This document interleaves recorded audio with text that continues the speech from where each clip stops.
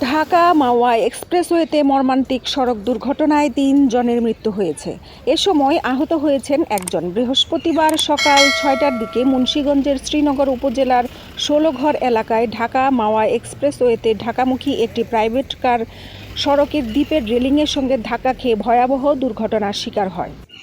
Fire service সূত্রে জানা যায়, ঘটনাস্থলেই ২ জন পুরুষ নিহত হন এবং গুরুতর আহত অবস্থায় একজনকে শ্রীনগর উপজেলা স্বাস্থ্য কমপ্লেক্সে নেওয়া হলে সেখানে অন্যজনের মৃত্যু হয়।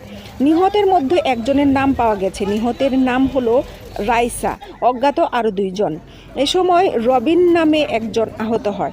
ফায়ার সার্ভিসের ওয়্যারহাউস ইন্সপেক্টর দেওয়ান আজাদ ঘটনাটি নিশ্চিত করে বলেন, সকালে সংবাদ পেয়ে আমরা ঘটনাস্থলে গিয়ে মরদেহ উদ্ধার করি। তবে দুর্ঘটনার প্রকৃত কারণ এখনও জানা যায়নি। তদন্ত চলছে, তদন্ত শেষ হলে বলতে পারবো।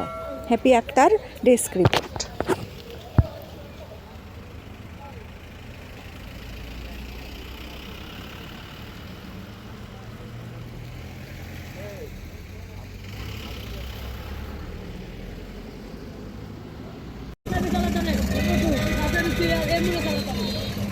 Đây, đây,